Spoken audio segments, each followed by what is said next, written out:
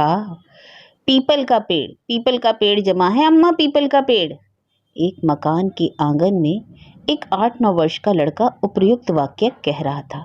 लड़का बड़ा प्रसन्न था। उसकी माता दूसरी ओर दलान में बैठी साग कतर रही थी। उसके पास ही एक वृद्धा बैठी थी। दोनों बातें भी कर रही थी।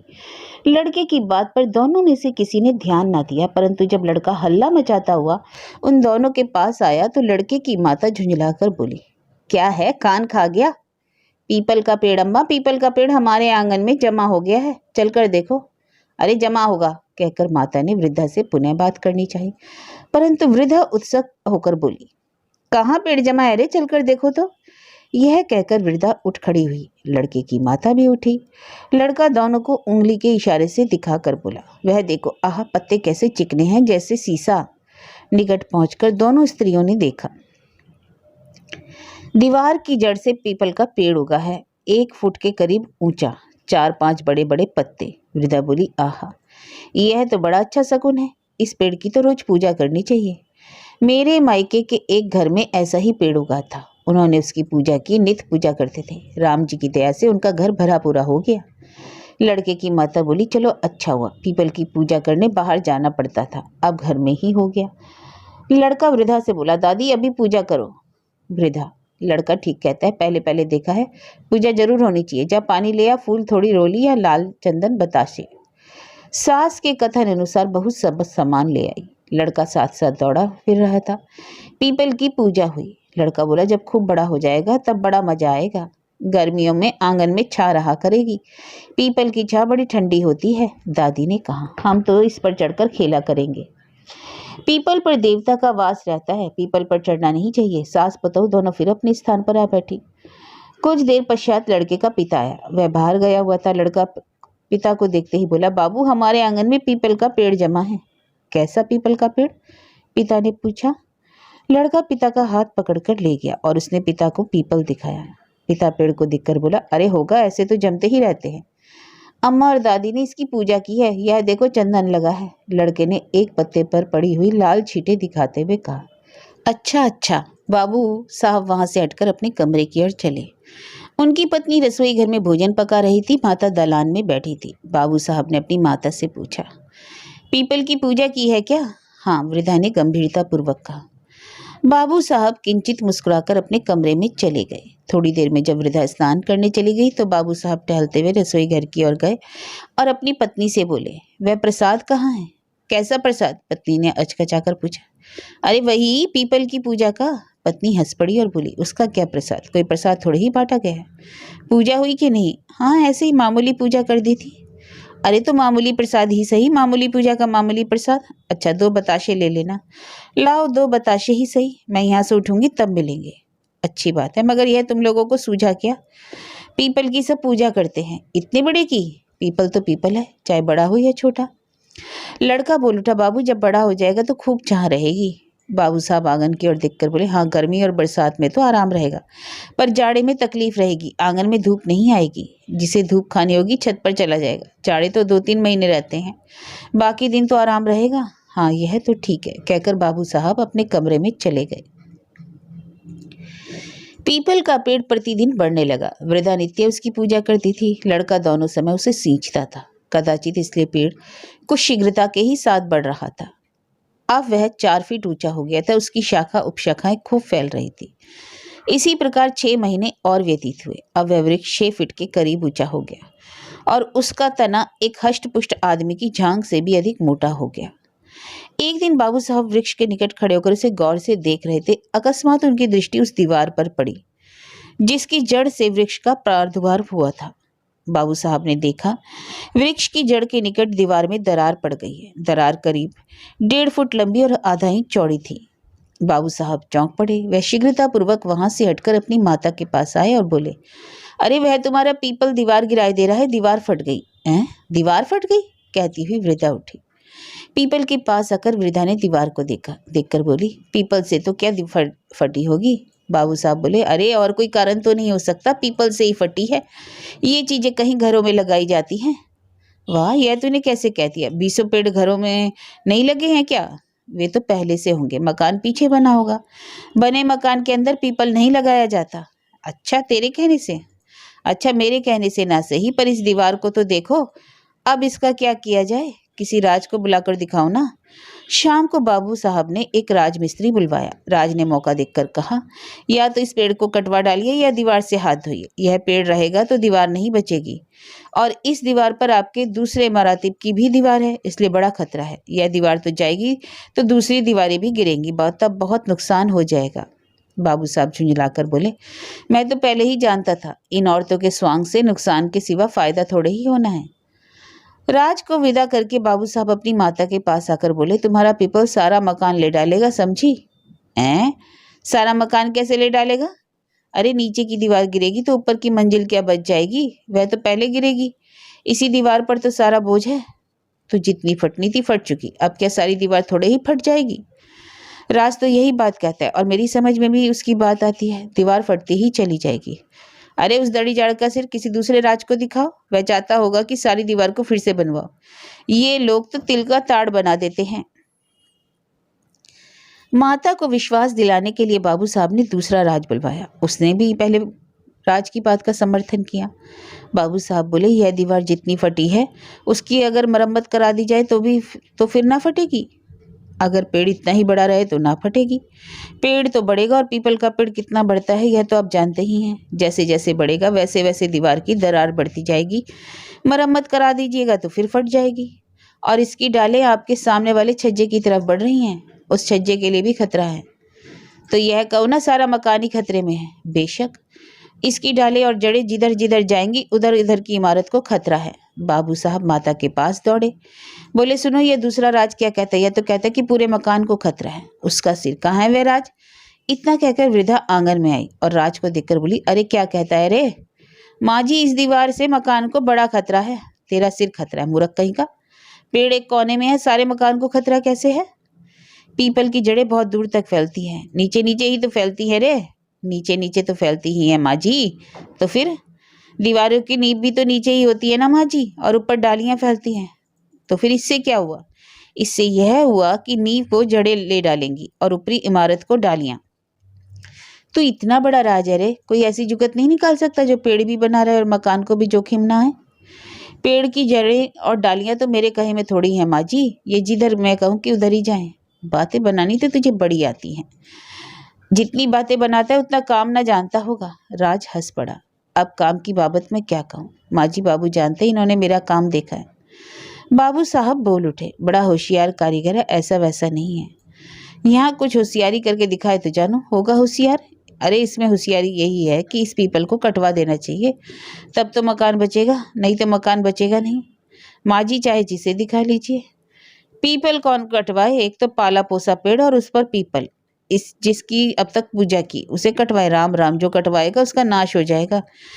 कहकर माँ जी भीतर चली गई। राज ने बाबू साहब से कहा, यह पीपल कटवा दीजिए तो इस दीवार की मरम्मत हो जाएगी, नहीं तो सब मकान जाएगा। यह कहकर राज चला गया। बाबू साहब बड़े असमंजस में पड़े, अपनी मूर्खता पर पश्चाताप कर रहे थे कि जिस दिन देखा था उसी दिन उसे खड़वा देते तो ठीक रहता। यह सोचते हुए माता के पास पहुंचे और बोले, बिना पीपल कटवाए काम नहीं चलेगा। अरे राम राम, पीपल कोई कटवाता है? हमारे यहाँ एक ने पीपल कटवाया था, कटवाने के साल भर बाद ही वह मरा, और उसके 6 महीने बाद लड़का मर गया। घर में सास पुताहू विधवा रह गई, वंश नाश हो गया। एक और ने कटवाया था, उसका भी ऐसा ही हुआ। तो तुम्हारा मतलब क्या है कि मकान चाहे गिर जाए पर पीपल बना रहे?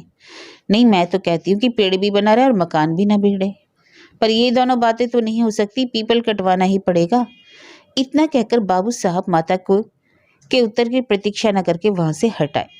कहने को तो बाबू साहब ने कह दिया, पर पीपल कटवाने में उन्हें भी संकोच था। माता की बातें सुनकर उन्हें भी धड़का हो गया था। शाम को उन्होंने अपनी मित्र मंडली में इसकी चर्चा की।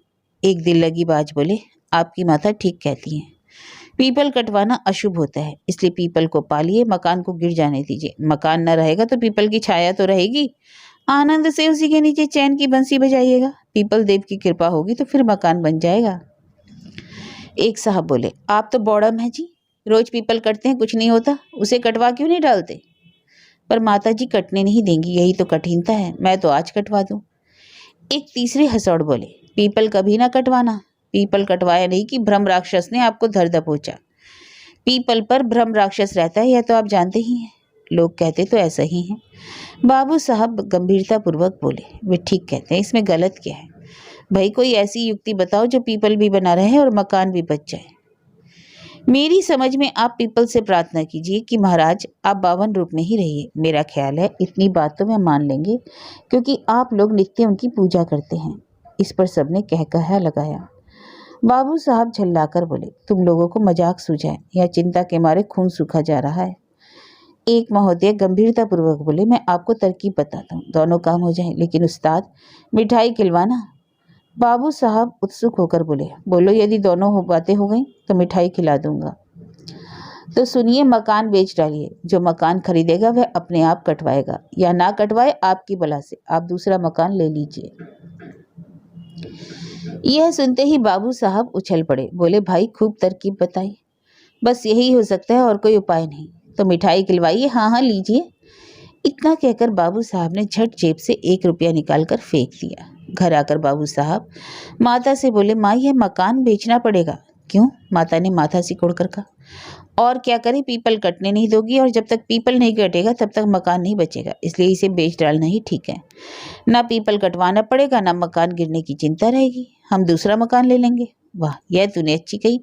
मैं अपनी पुरानी जगह बेच दूं? इसी में तू पैदा हुआ, इसी में तेरा ब्याह हुआ, तेरे लड़का हुआ। ना बेटा ना, मैं जीते जी तो इसे ना छोड़ूंगी। मेरे मरने के बाद तुम्हारा जो जी चाहे करना। बड़ी मुश्किल है, ना यह हो ना वह, तो फिर क्या हो? तुम जो चाहती हो वह 7 जन्म नहीं हो सकता। क्या नहीं हो सकता? यही कि पेड़ भी बना रहे और मकान भी ना गिरे। सब कुछ हो सकता है, करने वाला चाहिए। बाबू साहब बड़े परेशान कि माता को कैसे समझाएं। 2-3 दिन तक इसी चिंता में रहे कि क्या करें। खाना पीना भी हराम हो गया। दीवार को रोज देख लेते। उन्हें दीवार की दरार प्रतिदिन बढ़ती हुई प्रतीत हो रही थी। अंत में उन्होंने मामा को पत्र लिखकर बुलाया। उनके आने पर सब हाल उसने कहा। मामा ने कहा, जीजी तो सटिया गई है, तुम पेड़ कटवा डालो। परंतु बाबू साहब पेड़ कटवाने के परिणाम की ओर से निश्चिंत नहीं थे, इसलिए हृदय से में कटवाने का साहस नहीं था। परंतु अपनी इस कमजोरी को वह माता के हटके पर्दे में छिपा रहे थे। मामा से उन्होंने कहा, मैं तो आज कटवा दूं, पर माता जी बहुत झगड़ा मचाएंगी, कटने नहीं देंगी। अच्छा तो मैं बताऊं, तुम 1 दिन के लिए इन्हें कहीं ले जाओ, पीछे मैं कटवा दूंगा। बाबू साहब प्रसन्न हुए। मन में सोचा, कटवाएंगे यह तो जो कुछ शुभ अशुभ होगा इन्हीं के लिए होगा, हम तो बच जाएंगे। इस योजना के अनुसार बाबू साहब अपनी माता, पत्नी तथा पुत्र को दिन भर के लिए कहीं ले गए। पीछे उनके मामा ने पेड़ कटवा दिया। शाम को बाबू साहब लौटे। पीपल की ओर जो देखा तो वहां सफाई थी। बाबू साहब की माता ने तो छाती कूट ली, हाय यह क्या किया। मामा ने कहा, जीजी इसे मैंने कटवाया, जो कुछ होगा मुझे होगा, तुम बेफिक्र से रहो। और तू क्या गैर है? तू भी तो अपना ही है। तुझे या तेरे बाल बच्चों को कुछ हो गया तो मैं क्या करूंगी? मुझे या हमारे बाल बच्चों को कुछ नहीं होगा, तुम चिंता ना करो, मैं इन बातों को नहीं मानता। वृद्धा ने इसका कोई उत्तर ना दिया, बैठकर रोने लगी। इधर बाबू साहब दीवार देख रहे थे। जहां पीपल था वहां एक बड़ा गड्ढा हो गया था। बाबू साहब ने मामा से पूछा, अरे इतना गड्ढा कैसे हो गया? मैंने जड़ भी निकलवा दी है, जहां तक मोटी जड़ मिली सब निकलवा दी। जड़ रहने से फिर हरा हो सकता था, मामा ने कहा। बाबू साहब बड़े प्रसन्न हुए। बोले, ये आपने बहुत अच्छा किया। अब कल राज बुलाकर इस दीवार की मरम्मत करा देना, मैं तो सवेरे की गाड़ी से चला जाऊंगा। क्यों इतनी जल्दी काहे की है? आए हो तो 2-4 दिन रहो, मुझे बहुत काम है। तेरी चिट्ठी पाकर चला आया, नहीं तो हिलने का मौका नहीं था। बाबू साहब का अभिप्राय पूरा हो गया था, इसलिए उन्होंने ठहरने के लिए अधिक जोर नहीं दिया। सवेरे मामा विदा हुए। उनके साथ जब वह आए थे केवल एक बिस्तर तथा छोटा सा ट्रंक था, परंतु अब एक बड़ा सा ट्रंक और था, और बिल्कुल नया। बाबू साहब ने पूछा, यह ट्रंक कहाँ से आ गया? अरे कल मैं मजदूरों को यहाँ लगाकर यह ट्रंक और कुछ सौदा ले आया था, एक पड़ोसी ने मंगवाया है। तांगे पर असबाब लादते समय नया ट्रंक मामा ने स्वयं उठाकर तांगे पर रखा। बाबू साहब ने कहा, फिर भी यह भी नौकर रख देगा, पर मामा बोले, क्या हर्ज है। मामा के जाने के तीसरे दिन बाबू साहब ने दीवार की मरम्मत के लिए राज मजदूर लगाए। एक मजदूर गड्ढे को बड़े गौर से देखने लगा। देखकर बोला, बाबूजी यहाँ कोई पेड़ था? हाँ, क्यों? पीपल का पेड़ था? मजदूर ने पूछा। हाँ हाँ, क्यों, क्या बात है? कुछ नहीं, इतना कहकर मजदूर मुस्कुराया। बाबू साहब ने पुनः पूछा, क्यों, क्या बात है? मजदूर बोला, कल हमारा एक मिलने वाला मजदूर अपने गांव गया है। वह यहाँ से कोई 20-25 रुपए का सामान खरीद कर ले गया। हमने उससे पूछा, इतना रुपया कहाँ पाया? पहले तो बताता नहीं था, पर हमारी उसकी पुरानी दोस्ती ठहरी, इससे उसने बताया कि कल एक पीपल का पेड़ काटा था। उसकी जड़ में एक तांबे का घड़ा निकला जो रुपए और अशर्फी से भरा था। सो मैंने सोचा कि शायद यही जगह हो। उस मजदूर और उसके साथी को 100-100 रुपए मिले हैं। अब तो बाबू साहब का हृदय डूबने लगा। उन्हें नई ट्रंक का ध्यान आया। मामा ने उसे स्वयं उठाकर तांगे पर बड़ी सावधानी से रखा था। मामा इतनी जल्दी चले गए, जबकि पहले उनका कोई इरादा इतनी जल्दी जाने का नहीं था। होता तो अवश्य प्रकट करते। इन सब का तारतम्य मिलाकर बाबू साहब ने सब कुछ समझ लिया। मजदूर से उन्होंने केवल इतना कहा, यहाँ कोई घड़ा बड़ा नहीं निकला। इतना कहकर बाबू साहब वहां से भागे और अपने कमरे में आकर चारपाई पर लेट गए। पत्नी ने पूछा, क्या बात है, क्या जी खराब है? बाबू साहब, अरे हाय, हम तो लुट गए। माता भी दौड़ी आई। बाबू साहब ने सब हाल कहा। माता छाती कूटकर बोली, हाय, मैं कहती थी ना पीपल ना कटवाओ, पीपल का कटवाना अशुभ होता है, वही हुआ। अरे और उस चंदन को तो देखो, बहन के साथ दगा कर गया। हाय, मैं तो उसके लिए प्राण देती थी और उसने यह दगाबाजी की। बाबू साहब बोले, पर उसे तो पीपल कटवाना फल गया। यह सब तुम्हारे कारण हुआ। तुम पीपल कटवाने पर इतनी आपत्ति ना करती तो मैं स्वयं कटवाता और वह धन हम ही को मिलता। बाबू साहब रो पीट कर बैठे रहे। मामा को चिट्ठी भी लिखी कि एक मजदूर ऐसा कहता है। मामा ने उत्तर दिया, बिल्कुल झूठ बात है। परंतु 6 महीने व्यतीत होते ही होते मामा ने एक नया मकान बनवा डाला। 5-6 हजार रुपए लगाकर अपने लड़के को कपड़े की दुकान भी खुलवा दी। अब बाबू साहब को पूरा विश्वास हो गया। आजकल बाबू साहब जब किसी पीपल के पेड़ को देखते हैं तो उनके हृदय में घूसा सा लगता है। और पीपल कटवाने के संबंध में तो अब उनका विचार यह हो गया कि पीपल स्वयं अपने हाथों से काटना चाहिए, मजदूरों से भी नहीं कटवाना चाहिए।